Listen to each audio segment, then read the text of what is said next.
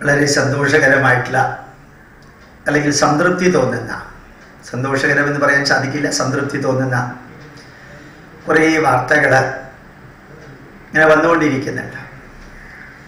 പത്രമാധ്യമങ്ങൾ നിരന്തരം അവർ ഈ കേരളത്തിൻ്റെ ദുഃഖത്തിന് പരിഹരിക്കാനായിട്ട് എന്തൊക്കെ ചെയ്തു എന്നുള്ളത്, ചെയ്യുന്നു എന്നുള്ളത് അവർ നിരന്തരം കാണിക്കുന്നുണ്ട്. മാതൃഭൂമിയായാലും മനോരമയായാലും ഫ്ലവേഴ്സ് ചാനലായാലും എല്ലാ ചാനലുകാരും കേരളത്തിൻ്റെ വേദനാജനകമായിട്ടുള്ള ദുരിതം, ദുരന്തം അതില്ലാതെയാക്കാൻ ചെയ്യുന്ന പ്രവൃത്തിയുടെ വീഡിയോ കാണിക്കാറുണ്ട്. അതുകൊണ്ട് തന്നെ നമ്മൾ ചെയ്യുന്ന പ്രവൃത്തിയുടെ ഇൻഫർമേഷൻ ഇടയ്ക്കിടയ്ക്ക് കൊടുക്കാറുണ്ട്. പറയുന്നത് തന്നെ പറയുകയല്ല, മറിച്ച് പറയാൻ യോഗ്യതയുള്ളത് പറയുകയാണ്. ഇതിൽ ഏറ്റവും സന്തോഷം തോന്നിയത്, ഞാൻ നേരത്തെ പറഞ്ഞ പോലെ ആവന്മുളയിൽ നിന്നും എറണാകുളത്ത് നിന്ന് തൃശ്ശൂരിൽ നിന്ന് വിവിധ ഭാഗങ്ങളിൽ നിന്ന് വീട് ക്ലീനാക്കാൻ പോയവർ അവരുടെ അനുഭവങ്ങൾ എന്നെ വിളിച്ച് അറിയിക്കേണ്ടത്. ഞാനിപ്പോൾ ചെന്നൈയിലാണ് ഉള്ളത്. അവർ കമ്മ്യൂണിസ്റ്റ് പാർട്ടിയുടെയും CITUവിൻ്റെയും പാർട്ടി ഓഫീസുകളും ക്ലീൻ ചെയ്തു, ധാരാളം ക്രിസ്ത്യൻ പള്ളികളും ക്ലീൻ ചെയ്തു, മസ്ജിദ് മുസ്ലിം പള്ളികളും ക്ലീൻ ചെയ്തു. ക്ലീൻ ചെയ്യുന്ന വേളയിൽ ആരും ജാതിയും മതവും ഒന്നും സേവാഭാരതിയിലുള്ളവർ നോക്കിയില്ല. സേവാഭാരതിയുടെയും RSSൻ്റെയും എതിരെയുള്ള അലിഗേഷൻ എന്ന് പറയുന്നത് മതത്തെക്കുറിച്ച് മാത്രം ചിന്തിക്കുകയും മതത്തിൻ്റെ പേരിൽ വോട്ട് ബാങ്ക് ഉണ്ടാക്കുകയും ചെയ്യുന്നവർ ശരിക്കും മതം നോക്കാതെ പ്രവർത്തിക്കുന്ന സേവാഭാരതിയെ വിമർശിക്കുകയും എതിർക്കുകയൊക്കെ ചെയ്ത കൂട്ടത്തിൽ അവരറിയിക്കുകയുണ്ടായി, ഇവിടെ ജോലിക്കാരെ കിട്ടാനില്ല സാറേ, ഈ പ്രദേശത്തൊന്നും. ഉള്ളവരെ വലിയ എമൗണ്ട് കൊടുത്തിട്ട് പണക്കാരെ മേടിച്ചിട്ട് അവരുടെ വീട് ക്ലീൻ ചെയ്യാണ്. പിന്നെ മറ്റ് യുവാക്കൾ കുറേ അധികം തളർന്നു. പിന്നെ ഇന്ന് ഓണമാണ്, എല്ലാവരും വീട്ടിൽ ആഘോഷിക്കാൻ വേണ്ടി പോയി.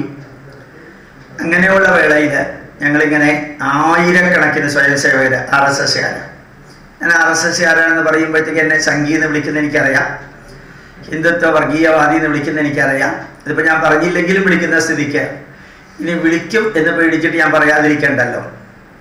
അങ്ങനെ ഓരോ സ്ഥലത്ത് പോയിട്ട് പള്ളികളും മറ്റുള്ളവരുടെ പാർട്ടി ഓഫീസുകളും അതുപോലെ തന്നെ സംഘടനാ സ്ഥാപനങ്ങളും എല്ലാം ക്ലീൻ ചെയ്യുമ്പോൾ മുമ്പിലിരിക്കുന്നവരും മുമ്പിൽ വേദന അനുഭവിക്കുന്നവരും അത് ഏത് മതക്കാരുടേതാണ്, ഏത് സംഘടനക്കാരുടേതാണ്, ഏത് വിഭാഗത്തിൽപ്പെടുന്നവരുടെയാണ് എന്നുള്ളതൊന്നും ചിന്തിക്കാതെ വളരെ ധന്യമായ രീതിയിൽ, വളരെ ധന്യമായ രീതിയിൽ പ്രവർത്തിക്കാൻ തുറന്ന മനസ്സോടുകൂടി സേവാഭാരതിയുടെ പ്രവർത്തകർ അവർ പ്രവർത്തിക്കാനായിട്ട് വരുമ്പോൾ സുസ്വാഗതം ചെയ്യുന്ന ക്രിസ്ത്യാനികളും മുസ്ലിങ്ങളും, പിന്നെ അവരുടേതായിട്ടുള്ള നന്മകൾ അങ്ങോട്ട് കോൺട്രിബ്യൂട്ട് ചെയ്തിട്ട് ഇല്ലാത്തവർക്ക് കൊടുക്കാനായിട്ട് ഈ കേന്ദ്രങ്ങളിൽ എത്തിക്കുക. എല്ലായിടത്തും സേവാഭാരതിയുടെ വലിയ ഫ്ലക്സ് വെച്ചിട്ടുണ്ട്.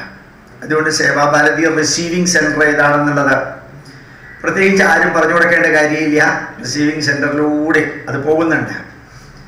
ഇയാൾ എന്തിനാ ഇത് തന്നെ പറയുന്നത് എന്ന് ചോദിച്ചാൽ ഒരു ഉത്തരവേ ഉള്ളൂ.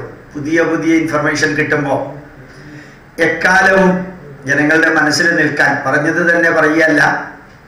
നിങ്ങൾ നോക്കിയാൽ അറിയാം, പറഞ്ഞത് തന്നെയല്ല പറയുന്നത്. മാറി മാറി മാറി ഓരോ അനുഭവങ്ങൾ എനിക്ക് കിട്ടുമ്പോൾ ഒരു ദിവസം ഒരു സെറ്റോ 2 സെറ്റോ പറയുന്നു. അതിൽ Indian institute of scientific heritage fully involved ആണ്, പൂർണ്ണമായിട്ടും ഇൻവോൾവ്ഡ് ആണ്.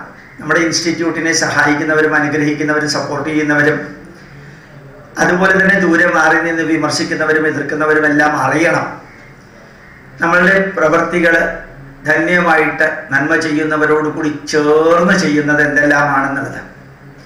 സത്യസന്ധനായാൽ മാത്രം പോരാ, സത്യസന്ധനാണെന്ന് അറിയിക്കുകയും വേണം. ധർമ്മബോധമുള്ളവനായാൽ മാത്രം പോരാ, ധർമ്മബോധമുള്ളവനാണെന്ന് അറിയിക്കുകയും വേണം. സമർപ്പണ ഭാവത്തോടു കൂടി ആൾക്കാർ പ്രവർത്തിച്ചാൽ പോരാ, സമർപ്പണ ഭാവത്തോടു കൂടിയാണ് പ്രവർത്തിക്കുന്നതെന്നും അറിയണം.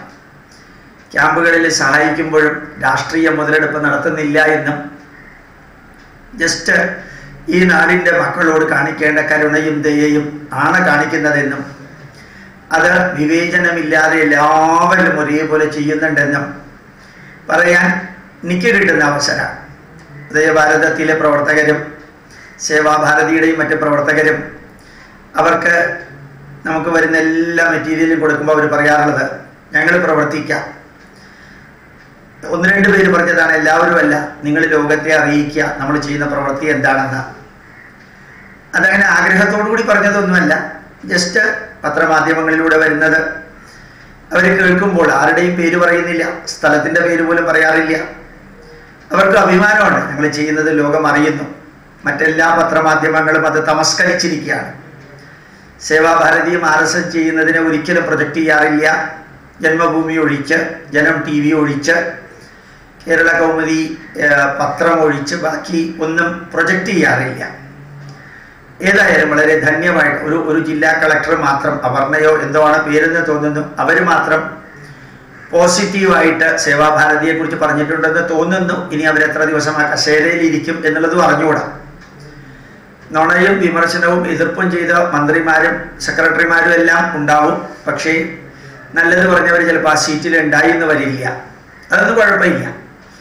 ഏതായാലും ഈ ധന്യമായിട്ടുള്ള കാര്യങ്ങൾ പറയുന്നതിൽ സന്തോഷമുണ്ട്, വളരെ സംതൃപ്തിയുണ്ട്. കൂടെയുള്ളവരെല്ലാം പ്രവർത്തിക്കുമ്പോൾ അവരുടെ അനുഭവങ്ങൾ പറയുന്നത് ഇതുപോലെ പങ്കുവയ്ക്കാൻ ആവശ്യമുണ്ടെങ്കിൽ മാത്രം കേൾക്കുക, ആവശ്യമുള്ളവർ മാത്രം കേൾക്കുക, അഭിമാനിക്കാനുള്ളവർ അഭിമാനിക്കുക. ഇത് അഭിമാനിക്കാനുള്ളതല്ല, വർഗീയതയാണെന്ന് തോന്നുന്നവർക്ക് അങ്ങനെയും പറയാം. ഇനി വർഗീയതയാണെന്ന് പറയണമെങ്കിൽ തന്നെ കേൾക്കണമല്ലോ, എന്നാലല്ലേ പറയാൻ പറ്റുള്ളൂ. പിന്നെ വിമർശിക്കണം എന്നുള്ളവർക്ക് വിമർശിക്കാം, സപ്പോർട്ട് ചെയ്യണം എന്നുള്ളവർക്ക് വേണമെങ്കിൽ സപ്പോർട്ട് ചെയ്യാം. ഇതെന്ത് ചെയ്താലും ഈ രാഷ്ട്രത്തിൻ്റെ ദുഃഖം സ്വന്തം ദുഃഖമായിട്ടെടുത്ത് നമ്മുടെ ജസ്റ്റിസ് കമാൽ പാഷ പറഞ്ഞ പോലെ ത്യാഗത്തിൻ്റെയും പ്രവർത്തനത്തിൻ്റെയും മൂർത്തിമത് ഭാവമാകാൻ നിങ്ങൾക്ക് സാധിക്കട്ടെ. നിങ്ങൾ ചെയ്യുന്ന നന്മകൾ ആരഭിനന്ദിച്ചാലും അംഗീകരിച്ചാലും ഇല്ലെങ്കിലും ഇതെല്ലാം കാണുന്ന ധാരാളം വ്യക്തികളുണ്ട്. അവരുടെ മനസ്സിൽ നിങ്ങൾ എന്നും നിലനിൽക്കും എന്ന ആ വരികൾ വളരെ ധന്യമായിട്ട് തോന്നിയത് ഇടയ്ക്കിടയ്ക്കൊന്ന് പറയുമ്പോൾ സന്തോഷം തോന്നാറുണ്ട്. പ്രത്യേകിച്ചും CPM-ൻ്റേത് ഉൾപ്പെടെയുള്ള പാർട്ടി ഓഫീസുകൾ RSSകാരെ ക്ലീൻ ചെയ്തു, പള്ളികൾ ക്ലീൻ ചെയ്തു, മസ്ജിദ് ക്ലീൻ ചെയ്തു. അങ്ങനെ ജാതിയോ മതമോ ഇസമോ വർഗമോ വർണ്ണമോ രാഷ്ട്രീയമോ ഒന്നും നോക്കാതെ എല്ലാവർക്കും ക്ലീനിങ് ആവശ്യമായിട്ടുള്ള വേളയിൽ ആൾക്കാരെ കിട്ടാനില്ല. ഈ ചെളിയൊക്കെ വീട്ടിനകത്ത് ഉറച്ച് സിമൻറ്റ് പോലെയായാൽ പൊട്ടിക്കാൻ വിഷമമാണ്. അപ്പോൾ അത് ഉറയ്ക്കുന്നതിന് മുമ്പ് വേണം എടുത്ത് പുറത്തേക്ക് കളയാൻ. എല്ലാവർക്കും അത് എടുക്കാനുള്ള ചങ്കൂറ്റോ ആരോഗ്യം ഉണ്ടായിന്ന് വരില്ല. ആരോഗ്യമുള്ളവർ ചെയ്യുന്നു എന്നറിയിക്കാനുള്ള ആരോഗ്യം നമുക്കുണ്ട്, അതൊന്ന് ചെയ്യുന്നു എന്ന് മാത്രമേ ഉള്ളൂ. പ്രണാമം, നമസ്കാരം.